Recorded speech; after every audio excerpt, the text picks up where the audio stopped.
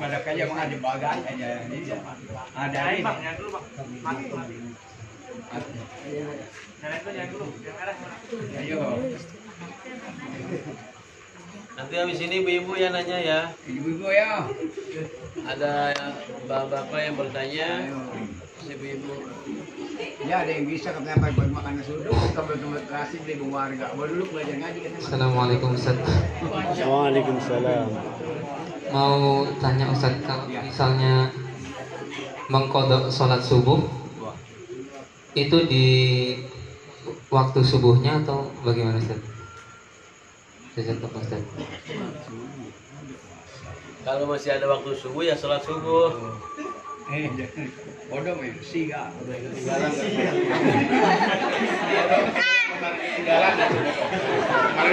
Jadi masih bingung nih pertanyaannya. Kalau Ustaz, maksudnya kita nggak tahu pernah ninggalin sholat subuh berapa kali. Untuk waktu yang kita mau kodok Kali kirain pertanyaannya misalnya besok Kesiangan. pagi bangunnya jam 6, berarti kan kelewatan subuh.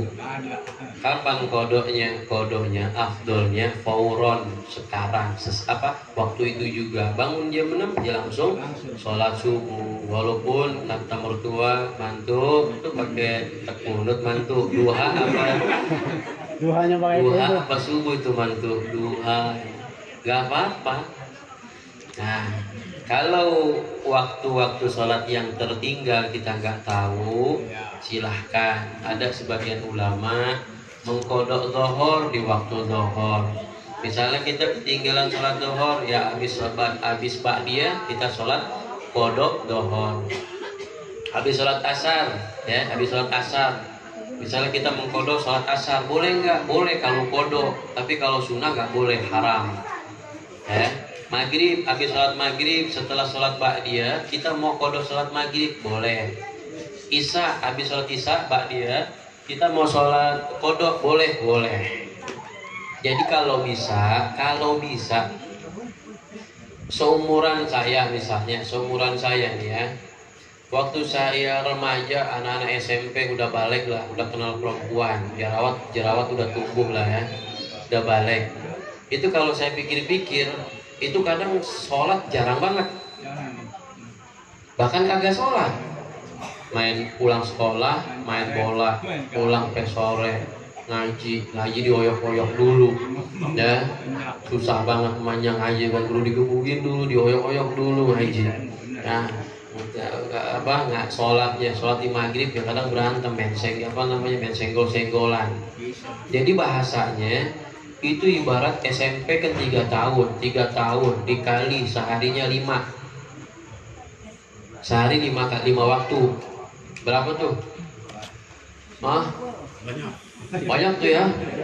Itu kalau kita ngodok sekaligus gimana tuh? Coba SMP kita pikirin, SMP sholat kita di waktu SMP udah bener kagak tuh? Dikali deh tuh seharinya 5 kali dah, dikali deh tuh banyak pokoknya deh. Gimana cara ngodoknya tuh? Kalau semalaman kita kodok tuh Pingsan. Jadi enaknya masa kita udah kayak enak begini, ngaji udah demen, sholat kayaknya udah enak, sholat tentram, nggak keburu-buru, nggak gelisah gitu, nggak buru-buru waktu, nggak dikejar-kejar usaha, nggak kejar-kejar dagang, nggak kejar-kejar ini. Kita luangkan waktu habis ba'diyah, Allahu Akbar, musolli, fardhu isya'i, arba'a rakaatin, mustaqbilal kiblati, kodoan, lillahi ta'ala, Allahu Akbar. Begitu.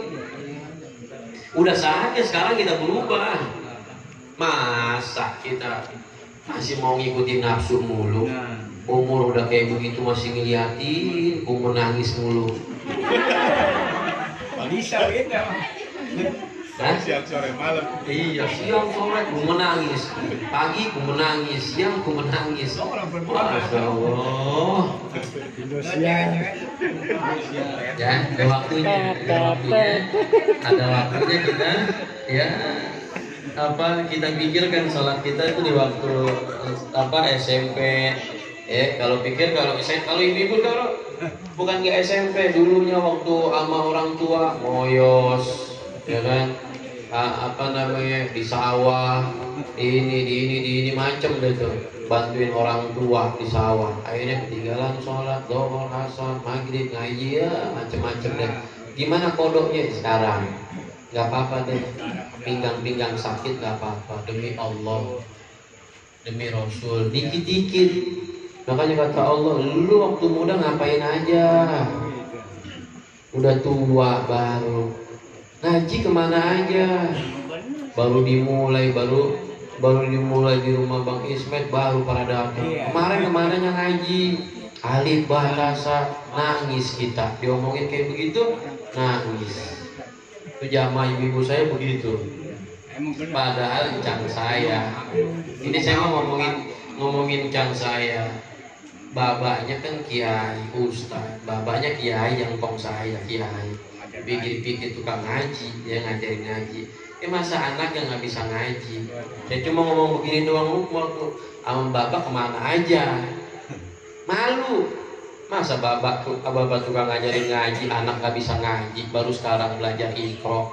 Nangis diomongin kayak begitu. Gerung-gerung dia, baru belajar sama lakinya. Lakinya meninggal, nangis lagi cerita sama saya. Ya mau gimana lagi? Apa namanya, otak sekarang udah berbeda cara nangkepnya sama kayak dulu. Ya kita wajarin deh. Mungkin dulunya sama orang tua disuruh ini, ya mungkin juga dia bandel, ya. Yang bandel disuruh ngajinya, suruh ngaji bukan ngaji. Kemana tahu dia begini. Nah begitu. Ya kita sekarang ya alhamdulillah nih, semua umur kan berbeda-beda tuh ya. Kita yang hadir nih udah beda umur kita. Ya kita tinggal pikirin aja kita masa lalu kita dulu gimana. Ya kita benerin kalau ada yang salah, ada yang kurang kita sempurnain. Ada yang nggak paham, ya kita tanya. Jangan malu, ngaji mah jangan malu. Ya nggak paham kita tanya. Kalau nggak nanya nanti sesat.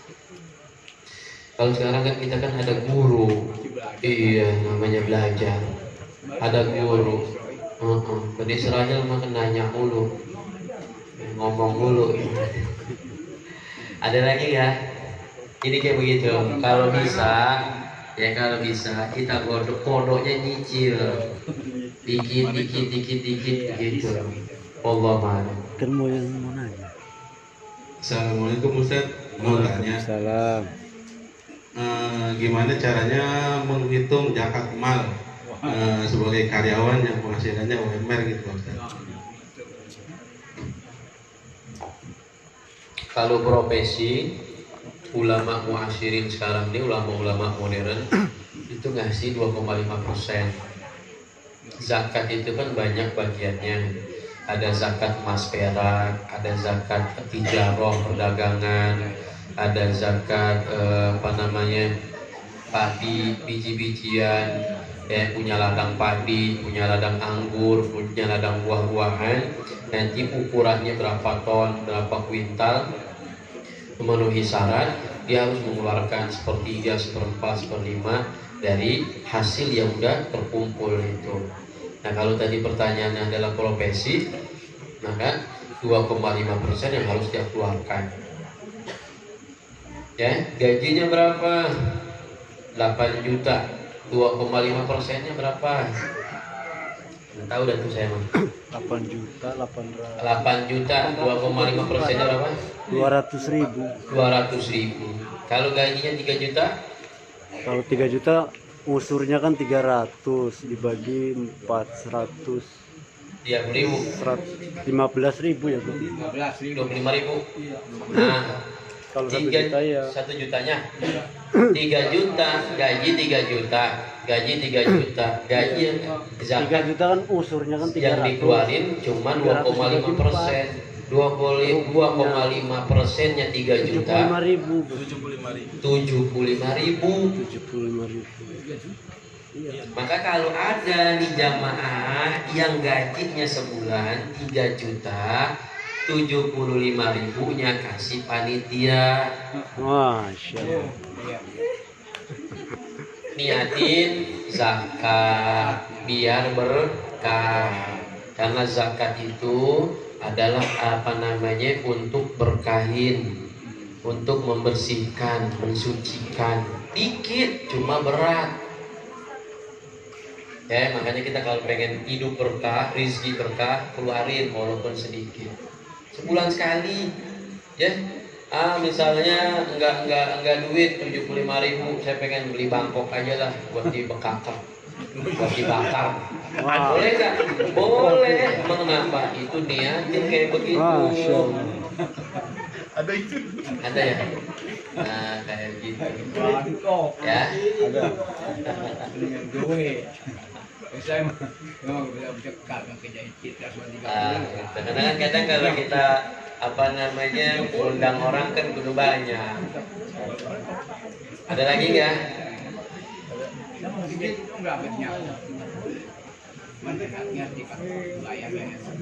Oh iya, kalau nggak ada, saya baru ingat ya. Insya Allah malam Sabtu di Majelis Riyadul mau ngadain santunan. Tadi pas banget terakhir ditutup dengan pertanyaan zakat. Ibu-ibu atau jamaah siapa yang ada kantongnya ada duitnya, niatin buat berkahin rezeki kita. Kalau di kantongnya ada 1 juta, yang kanan insya Allah nanti di kantong kirinya ada 10 juta. Amin. Gak yakin nih. Amin. Gak yakin ya.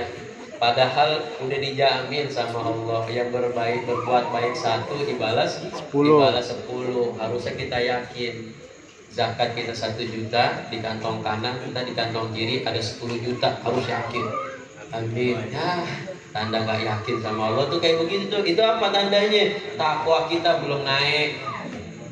Padahal tadi udah panjang banget lebar diajarin tentang takwa. Harusnya apa?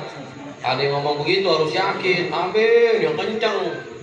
Dan dapat duit 10 juta. Pas besok ternyata ada jamaah bener di kantongnya 10 juta. Udah 5%-nya buat Ustadz. Amin. Bisa. Lah 5% mah dikit, belum 50%. Ya kayak Ustadz ngajar getol. Wah. Nah, ini betul banget ngomongin, betul banget. Saya dong gitu kan tiap pulang kagak langsung. Ada lagi nggak perempuan? Ibu mana enggak? Boleh Ibu dong. Hah? Saya tiap pulang. Takut amat nanya. Ada kau takut lah, Masya Allah. Takut bener kayaknya mau nanya ya. Gak bayar. Gak bayar, ayo.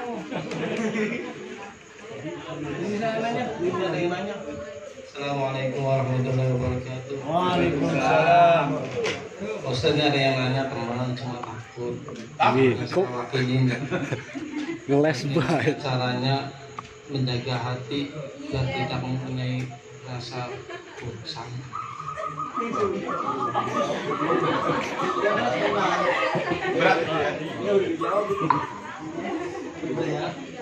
Guru kita ngajarin supaya kita itu merubah buruk sangka menjadi baik sangka, bikin 70 alasan untuk dia. 70 alasan baik. Bisa nggak? Bisa. Supaya ngilangin buruk sangka kita kepada dia, bikin 70 alasan kebaikan. Ini dia kemana nggak ngaji ya? Pasti kan berpikir, misalnya buruk sangka nih, kita bikin buruk sangka nih, kemana dia nggak ngaji ya? Kayaknya sok pinter satu, kan buruk sangka. Dia mah sombong, nggak pernah gitu, nggak selevel sama kita ngajinya. Dia mah di hotel-hotel, tempat-tempat yang bagus, nampar dia mah demen banyak nyamuk. Itu kan buruk sangka. Yang alasan buruk sangka lagi banyak kan manusia. Apa buruk sangkanya? Kenapa dia nggak ngaji? Hah?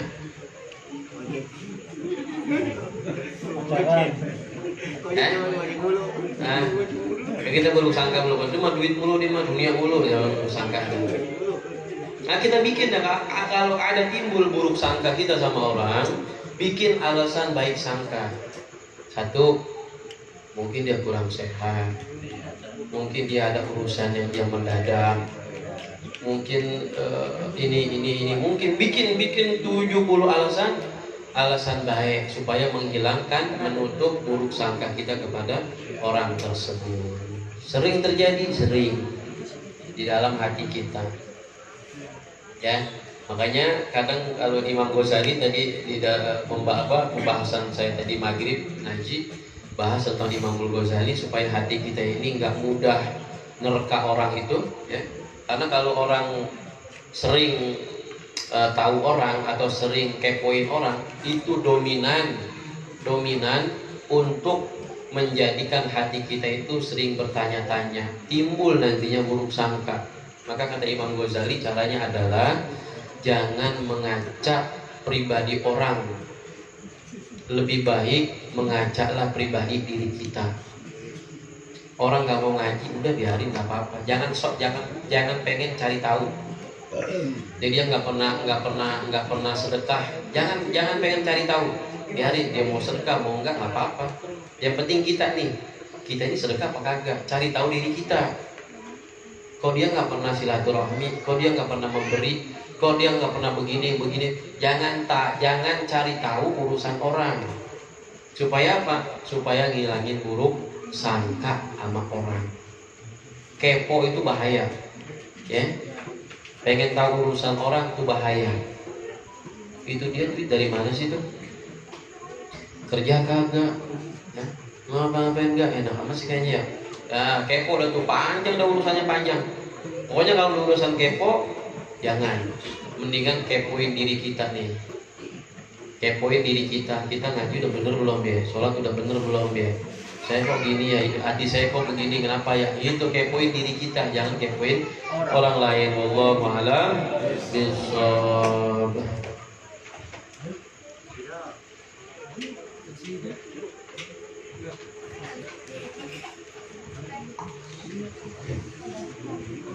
Jangan pulang dulu, ada makan malam katanya. Makan malam, jangan pulang dulu.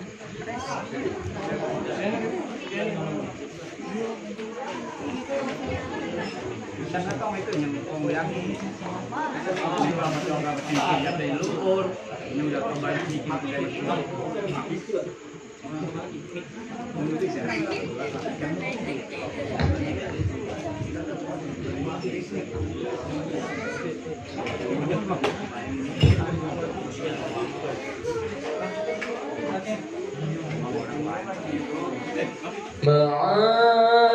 السلام في أماني شيخنا الله ربي ارحمه بروحنا يا ربنا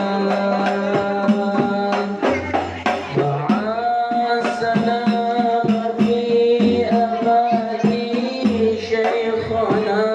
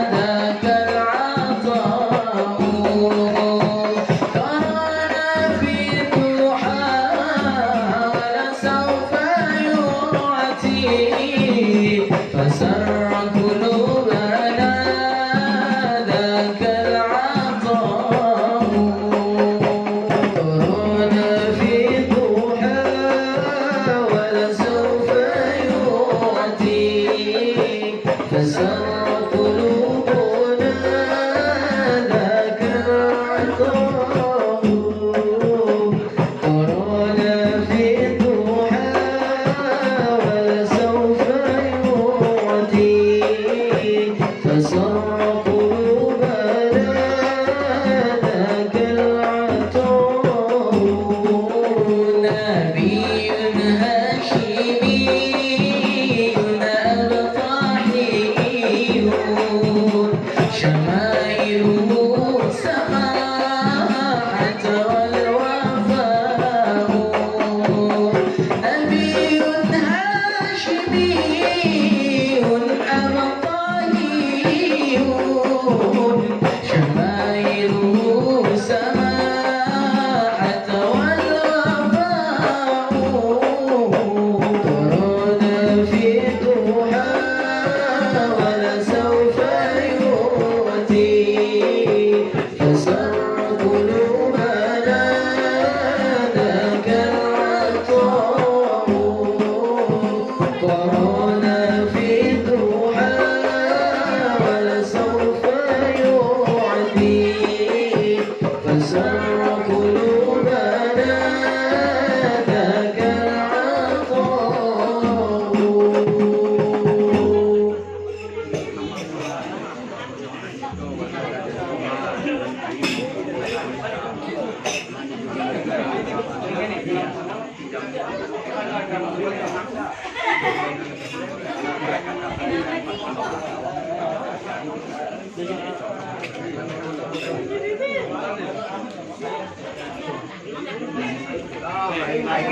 Aisyah mandi di kali rambutnya Pak. Tidak puasa, tidak jangan dilempar panah atau dipanggil ayah pada kunci sholat maaf.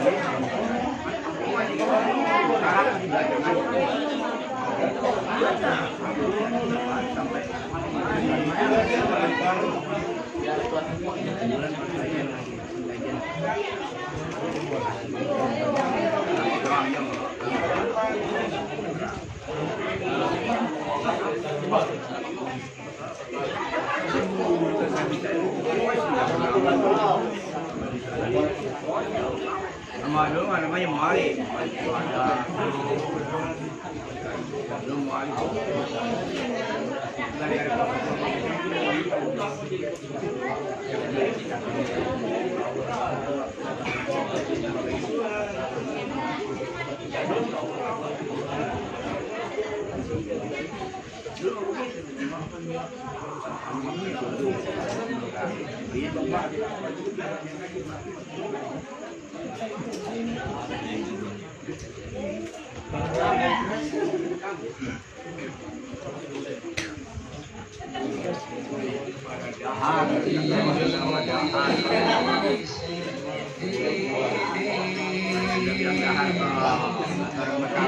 Makan atau Bugis Mandre, bulan Mandre, bulan Jumla.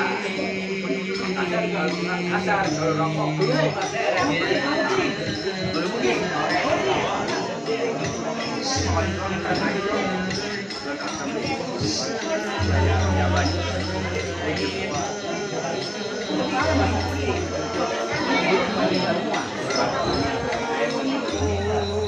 Terima kasih.